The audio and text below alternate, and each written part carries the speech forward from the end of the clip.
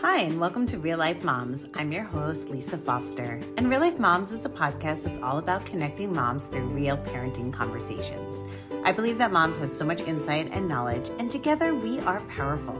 On this podcast, we give moms a voice to tell their stories, share their expertise and resources through real conversations. And this week we are joined by Erin Browning. She is a speech and language pathologist for more than 20 years. She owns her own private practice, Evolve Therapy, where she treats both adults and children. And today we are discussing calming our nervous systems using breath work and hitting on hot topics such as tongue tie and sleep apnea.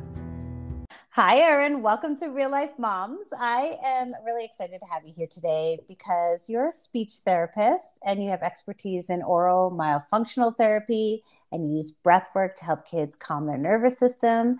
And I'm just a huge fan of breath work. I use it a lot in my own private practice, and I feel my clients really benefit. So I'm excited to have you on the show today to learn more about your expertise and how you can work and help kids and their parents. Thank you for having me, Lisa. I'm excited to be here and talk with you. Typically, when I do podcasts, it traditionally has been more of my personal story. People are more interested in our challenges than in our accomplishments. So my professional life has been a bit of an accomplishment. My personal life has been a bit of a challenge. And I will tell you just a little about that to get started. Does that seem That good sounds to you? sounds wonderful. Yes, tell us a little about yourself. Yeah, so I am not a mother biologically. I am a stepmom. I met my stepson when he was 9 years old, and he is now 18, getting ready to graduate high school next week, which is a huge accomplishment. Congratulations. Yeah, Thank you. And I am actually not even a traditional stepmom at this point because almost 2.5 years ago, my partner, his father, Dave, died. So I had been a very involved stepmom. I will tell you that Dave gave me incredible amounts of leeway that many parents would not. Dave's ex-wife gave me incredible amounts of leeway as well. And partially because of my professional background, they knew I knew, if that makes any sense. So my stepson has ADHD, and he has always been a very energetic child, a very engaged child, or needed to be engaged. In fact, the day that I met his father, or the day I met him through his father, we had a date, and Connor ended up at his dad's house like a day early on the visitation schedule. And Dave looked at me and said, I know how this goes with 30-year-old women who don't have children. I will probably never see you again. Oh. And I said, what are you talking about? And he said, well, let's just put it this way. He needs to be engaged 100% of the time, or we're going to have a mess on our hands. It will be trouble. Yeah. And I fell in love obviously with my partner, and then with his son separately. So my perspective is one that is a little bit different as we talk about breath work and what that looked like as a stepmom and how that worked in our family. And then also, just through grief, how my perception of breath work and how I even worked with clients has changed in the past 2.5 years. It's drastic difference. Well, and I love this so much because I know, I'm a pediatric physical therapist, and before I had kids, the amount of stuff I would be giving to parents was ridiculous, honestly. And it wasn't until I became a parent did I realize what was really realistic. So as much as like this whole medical side needed to be, filled for the client, there is something about coming from a mom perspective to be able for like the parents to actually handle the information and be able to perform all the exercises and things too. So I love that you had this experience with your stepson on breath work and then being able to bring that into your practice as well from a mom point of view, because I think it makes a huge difference in how we handle our patients and our parents. Yeah, it does. And, I also think another added layer of that I had not thought about until this moment is as a step parent, I'm not his biological mother.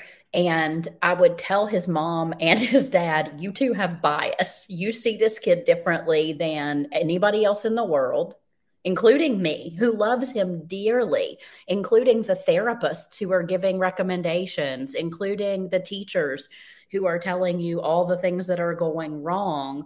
You see your child differently. And even as a stepmom who loved him very, very much, I think I had just like one step removed. So if you had him and his mom and his dad in the nucleus, I was in that one outer layer of the cell. And then you had the rest of the support, right? Mm-hmm. But it was a really great way to build a bridge. And it helped me tremendously learn how to build a bridge between professional world and personal world in the clients that I see for feeding therapy or speech therapy. So can you talk a little bit about, since you're talking about breath work and how you use that with your stepson as well as with your clients? Yeah. So if you would have talked to me even just maybe a year and a half ago, I did more of what I'm going to call a woo-woo breath work, where I would work with people to breathe. This was not something I did as a speech pathologist, but as an Ayurvedic health counselor. That's the certification that I have. And I would have people lie down and breathe. And a lot of times it opened up emotional pathways, somatic sensing.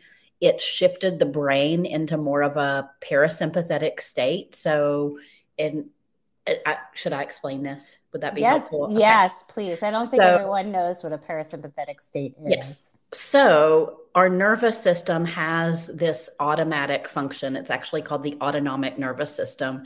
It is not the thinking brain that is working. It is your brain. It is innervation in the spinal column. It's the autonomic nervous system. And the autonomic nervous system has two functionalities. It has parasympathetic, which you might hear as rest, digest, connect in everyday speak. And then there is sympathetic, which is that fight, flight, freeze. So what I would do was work with people to get to a more parasympathetic state, more rest, digest. And then oftentimes they would find healing. They would find emotional experiences, spiritual experiences, all this connection. When I experienced deep grief after Dave died, it was all I could do to just catch a breath, much less do breath work. It took me probably 2 years before I was able to breathe in the way that I was trying to guide clients into breathing. So it taught me a whole lot about the vulnerability of our nervous systems. And I'm a pretty resilient person. I don't have any neurodiversities myself. I don't face any of those challenges that many of the clients I was seeing do.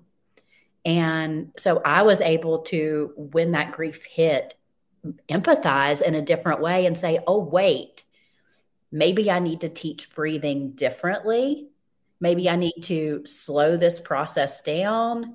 Maybe I need to get more physical about it, meaning where's the tongue in the mouth? Where is the jaw? What is the airway doing? How do we just get our bodies to feel comfortable and safe and secure before we start stirring up a bunch of breathing? So true. Yes. Yeah. And I'm sure you've seen this as a craniosacral therapist, that the body has so much wisdom in it. And when it is in any sort of a compromised state, we don't make the same gains functionally. You can't. Yeah. So my stepson, he is so funny. He learned that I loved to breathe, right? He knew this was my work. I would frequently coach him to slow down, to take a breath. And by the time we hit the teenage years, you could watch him do certain things automatically. Now, even at 18, if he were to listen to this, he would probably argue and tell me none of it makes any difference. However, when you have an interaction with him, if things were to get heated, I could watch him. He would often mimic me. I could watch him move his body and almost like huff to expel that air. Activate that vagus nerve, which triggers the parasympathetic system I just talked about. And that exhalation or that noise making would change the state of the nervous system and often change the entire interaction that we would be having with a teenage boy who was struggling through school, number one. And then his dad died and he was struggling through school because that didn't go away, and struggling with grief with an added layer. And coaching from me was not super effective, but modeling was.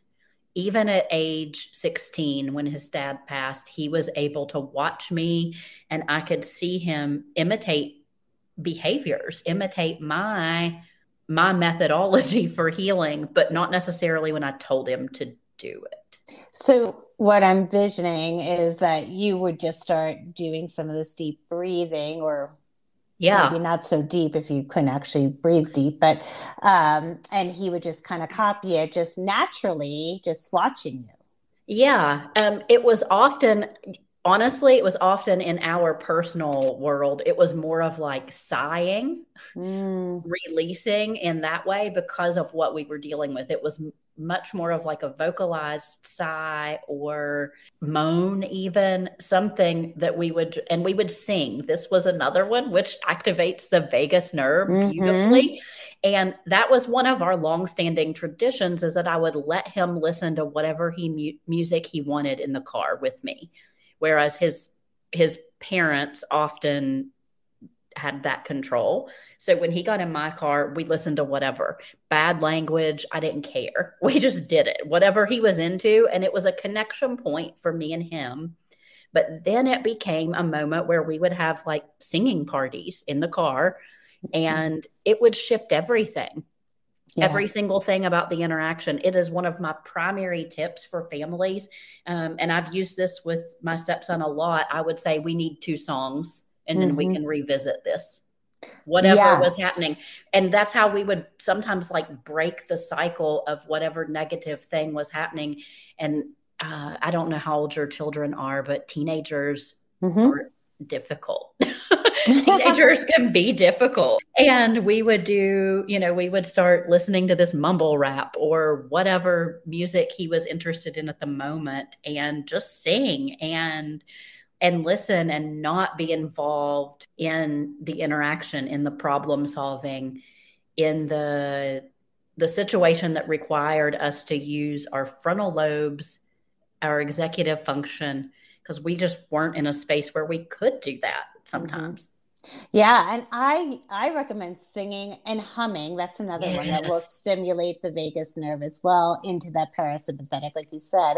But I also know, I recommend this a lot, especially with kids and adults with anxiety. They're very anxious. I always recommend, I'm like, do they like to sing? Put them in choir, Yeah. Is one of the recommendations I say a lot. And it makes a difference. I mean, yes, you feel good because you're singing, but it is stimulating that nervous system to go from fight or flight to rest and digest. And I even hear my daughter, who's pretty anxious, like when she has a lot of test taking and things, the singing that comes out of her room is huge, because she doesn't know to do it, but it's just innate, that she just starts doing it.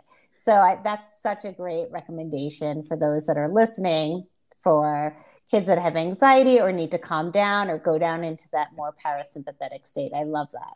Yeah. So the breath work wasn't traditional breath work. Like I said, it was much more practical. And I feel like that has bled over into my practice with clients that I see as well. Great.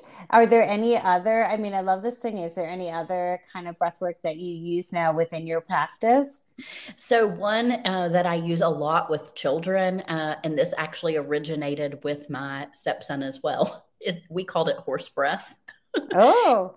And and I'm going to try to do this while we're talking, but I don't know if you'll be able to hear, but you puff your cheeks up with air and release. Oh, yes. So it's Okay. almost like a lip trill, but forceful, and the cheeks get puffed up with air, and the diaphragm is activated. And so, what the reason we call it horse breath was at the time that he and I discovered this way of breathing. I was working with a nonprofit in West Virginia where we were located that did work with equine therapy. So they saw kids that were on the spectrum, and they brought them to the barn. And one of the professionals working there told me this is one of the things the horses do to regulate themselves. You know how horses shake their head and make that noise? Mm-hmm. He told me that's what the horse was doing, regulating himself. And I thought, oh my gosh, I do that all the time nowadays. Because I was in such a state of fight or flight, a chronic state of fight or flight for a while. And sometimes life throws us there, right? Sometimes life throws us into those states. And even when we know every single trick, our body doesn't allow us to come out as quickly as we might like. So we have to keep doing those resets. That's another one. And it's a great one to use with kiddos because it's fun and you can pretend to be a horse or you can talk about horses. So that's another really good one. I found that type of releasing breath works quite well with young people, especially to do before you introduce deep breathing or calm breathing or a more controlled type of breath, something that just releases, allows them to reset a little bit. Yeah. Oh, that's really cool. The animals just know. They are so in tune to regulation and healing. You know, you see like dogs sitting out of the sun to get sunlight that heals their bodies. I mean, they just know. And I just think of like, we are constantly, honestly, in fight or flight, whether you have a big event or not. Yeah. We have gotten to this point in our lives that just go, go, go. And we never are able to kind of come down to fully reset. But animals, when they go into fight or flight, you know, they kind of shake it off. You know, if they're being chased by some, predator, they like curl into a ball and freeze or whatever. And then as the predator leaves and they're still alive, hopefully they see it. They shake their whole body so that releases everything and then they're reset. But as humans and people, we don't do that. We don't have this reset mechanism like that. So I love that this breath work can get you down that way too. Or I'm assuming even just shaking your body out too. Yeah. Yeah. And so for me as a speech pathologist, I've started a private practice. And part of why I started private practice was I wanted to be able to incorporate some more non-traditional methods into my therapies. And if you have ever put your child in speech therapy, say they can't pronounce their sounds properly, or they are having language delays, or a pediatric feeding disorder, which might look like picky eating, I would say the majority of these kiddos have some level of underlying stress in the nervous system. Oftentimes, there's some underlying stress in the nervous system. And if you can't breathe, and I don't mean like literally can't breathe, but if you can't properly breathe, if you don't have a patent airway, if you aren't using that diaphragmatic supported breath, and you don't have an imbalanced system, you are not going to be able to speak or eat very effectively. That's my belief. And so for me, this is something that the sensory and the breathing component I incorporate with every single person I see in speech therapy.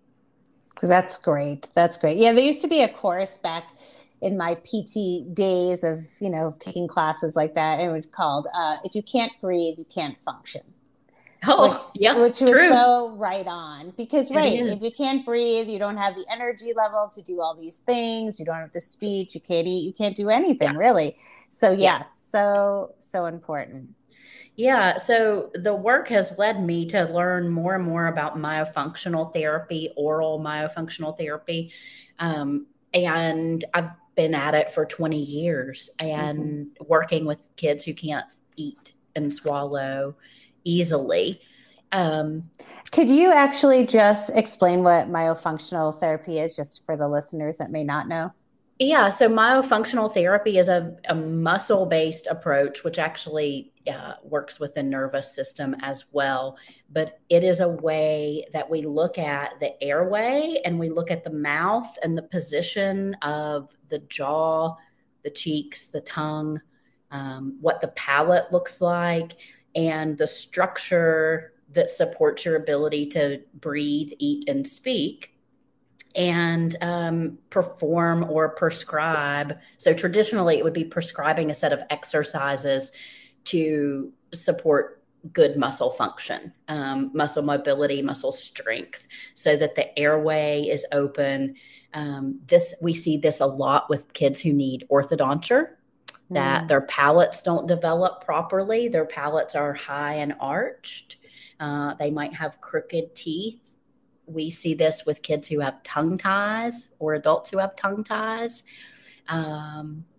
And so the therapy is prescribed to basically get the muscles to have full range, full function, good, adequate strength, and be able to breathe, number one, and swallow, number two, and speak.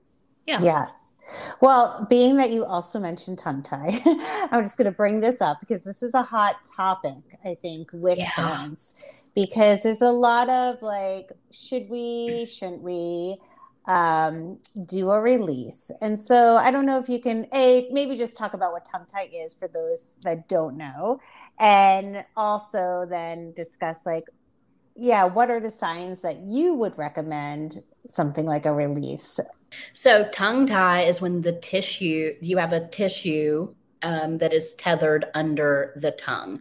So if you feel under your tongue, and you can do this right now, you can put your tongue up to the roof of your mouth. If you can do that. So sometimes you discover you can't actually do that, but put your tongue up to the roof of your mouth, take your finger and sweep the floor of your mouth under your tongue and see if it feels like a band, like a cord or a band there. If you feel a cord or a band, you may have some tethered oral tissue, and there are different degrees of this.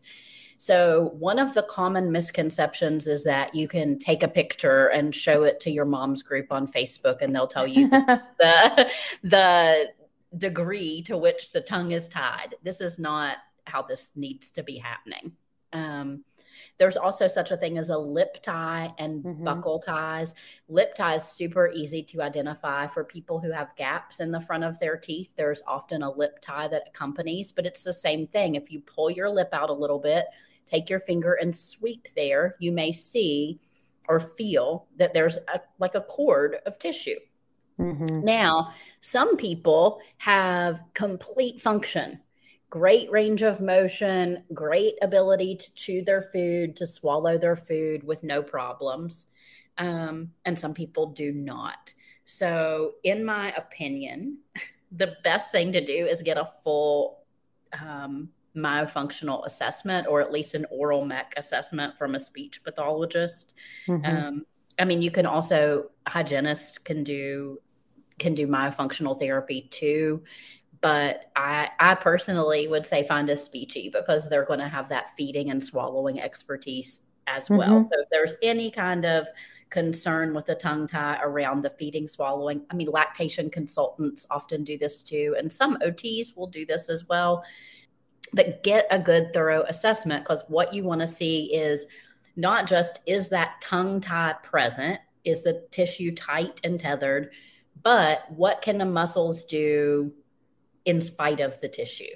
So some people still have good function, and some do not. My recommendations around release are very individualized.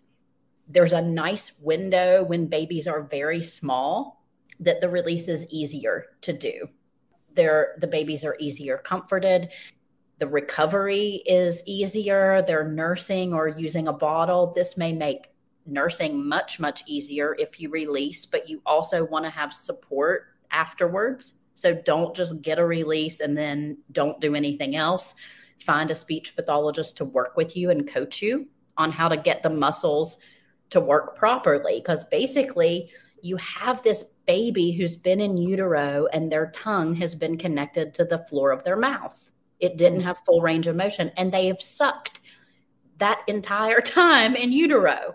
So they've learned kind of a modified suck pattern.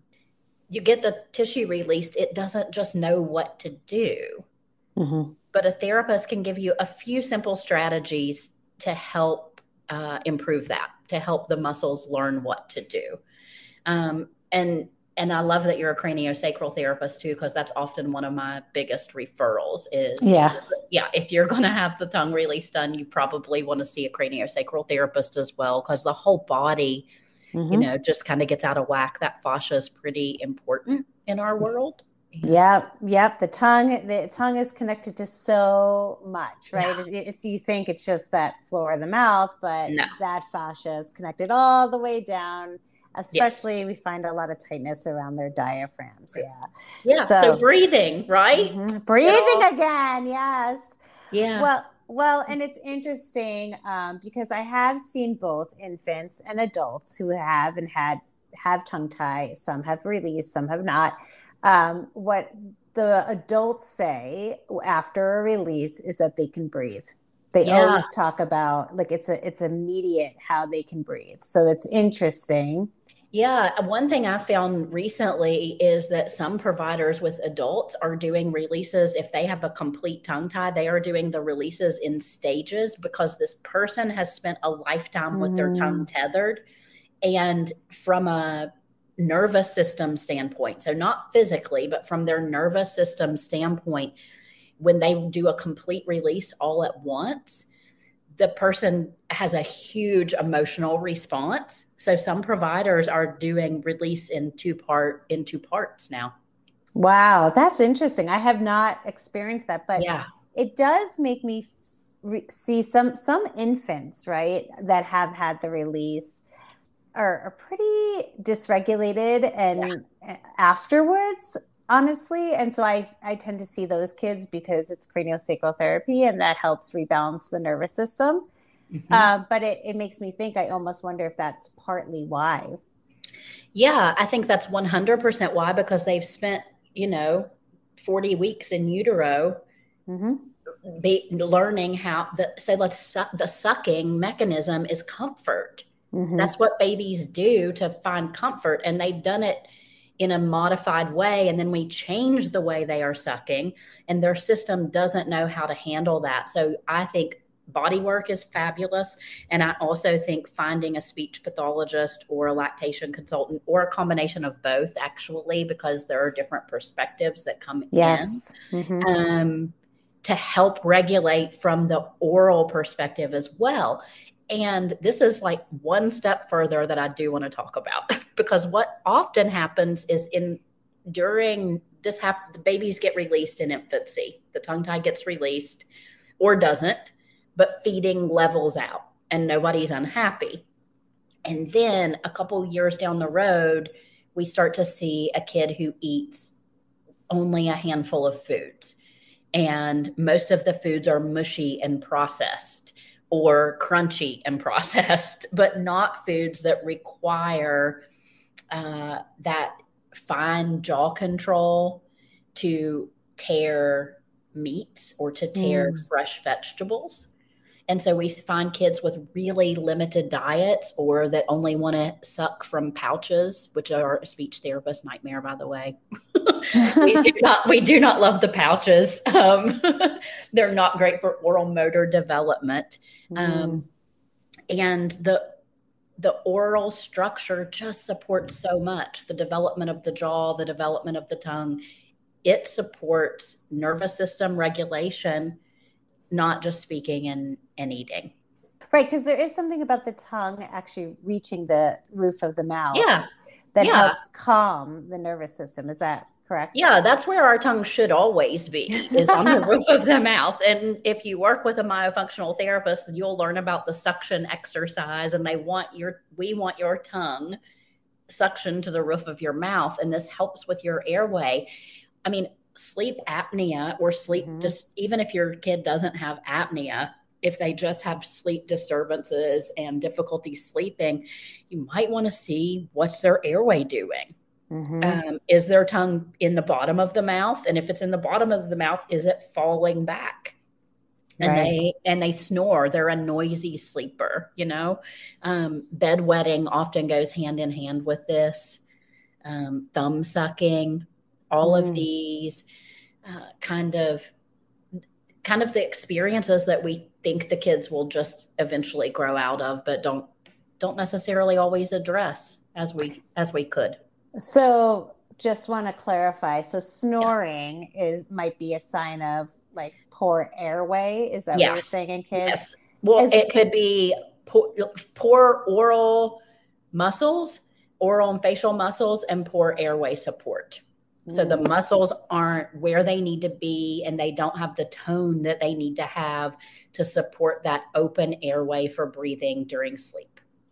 And thumb sucking as well could possibly, it could also be calming, right? But could possibly also, Yeah, thumb sucking keeps the tongue in a lowered position. So if you have a child who's sucking their thumb or using a pacifier for a lengthy period of time, they don't develop that tongue up posture that we need for that healthy airway.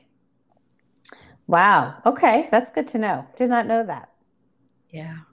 Well, and you brought up sleep apnea. So I do want to put a plug for this because, as adults, as parents, we are constantly taking care of our kids. Yeah. But this type of therapy is also good for adults, especially if they have, which a lot of, older adults have sleep apnea.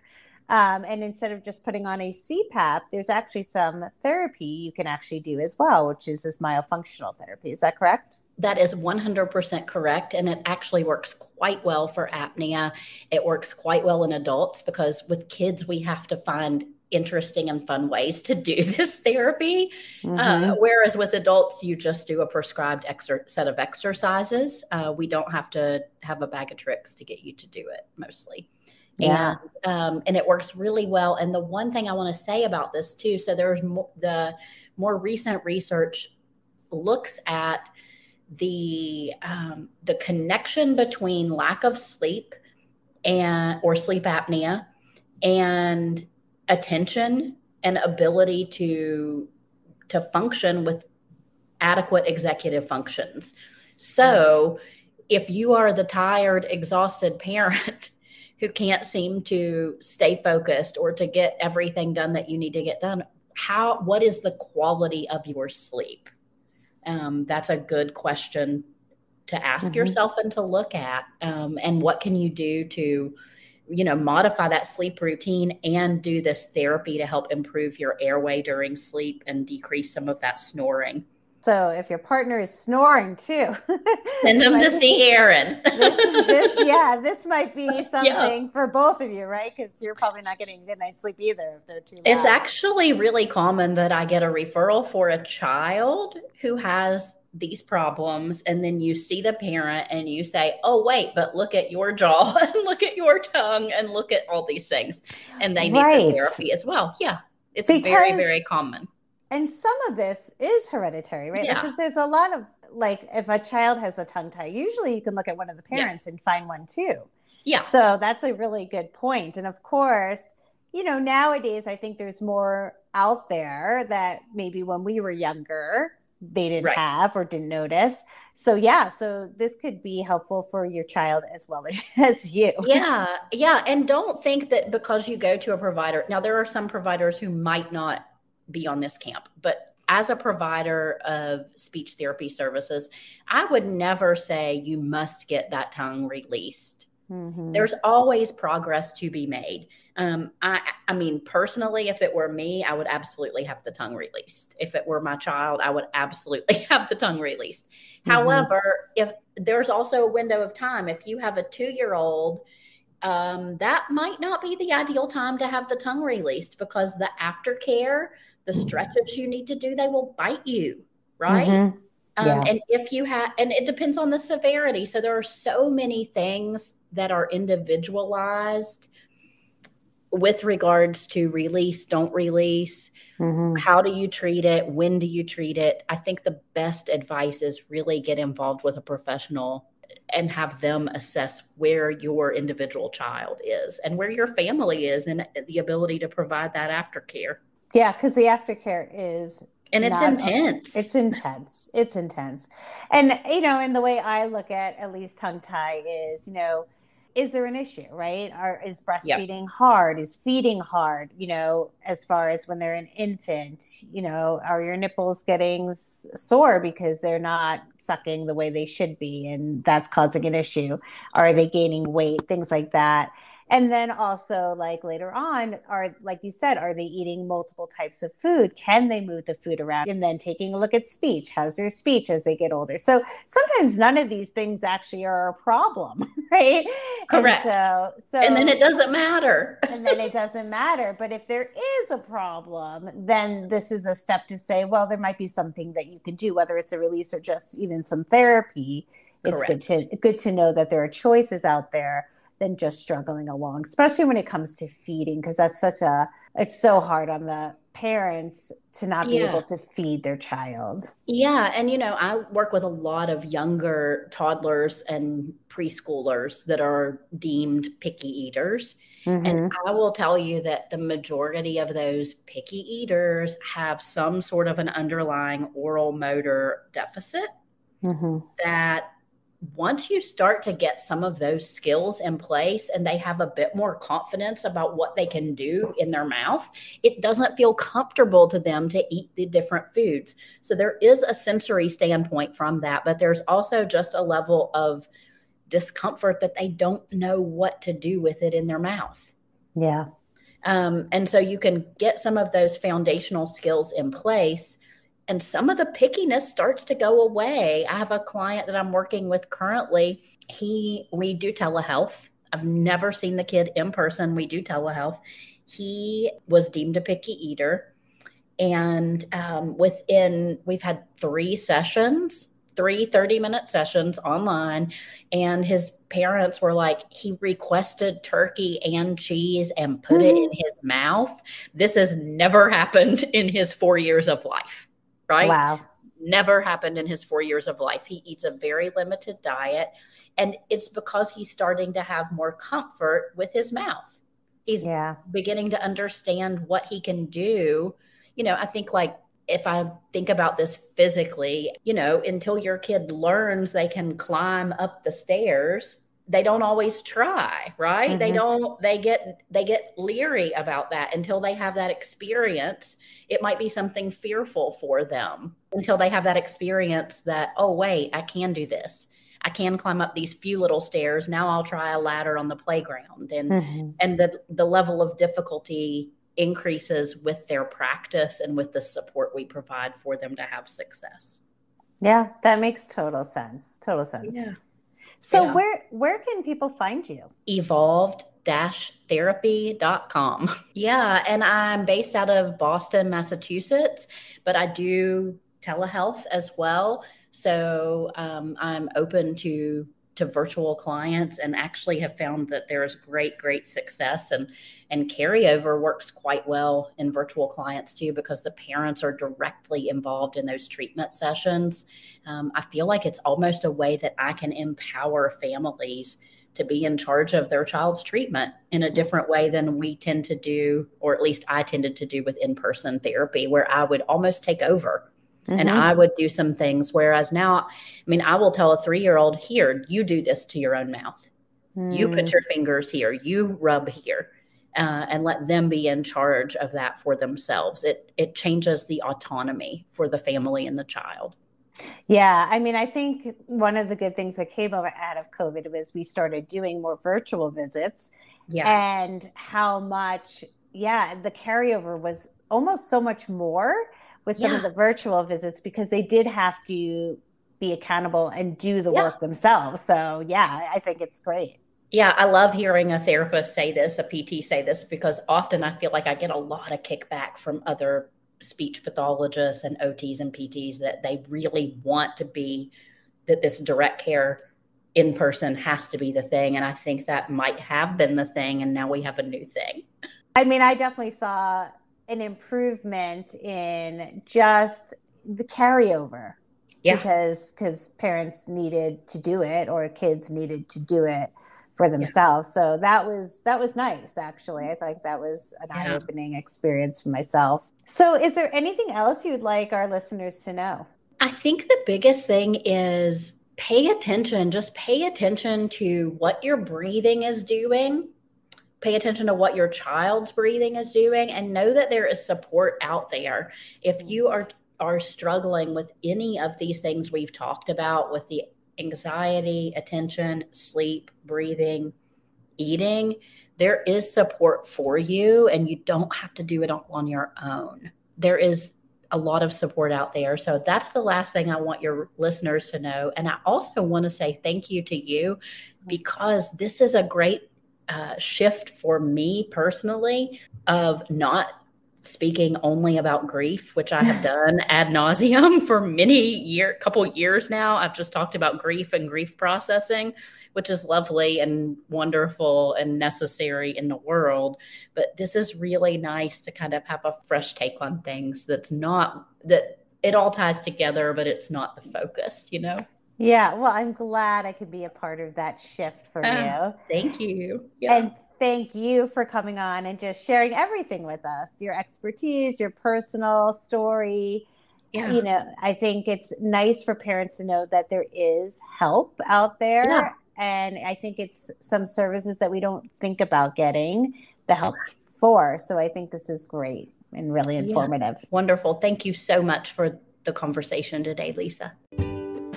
Thank you for listening to this episode. If you or your child is struggling with any of the topics that we shared today in this episode, know that there are resources out there that can help you. If you'd like to learn more about Erin and the resources she provides, visit her website, evolved-therapy.com.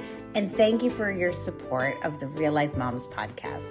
Please share, rate, and review this podcast and continue helping us connect with moms worldwide.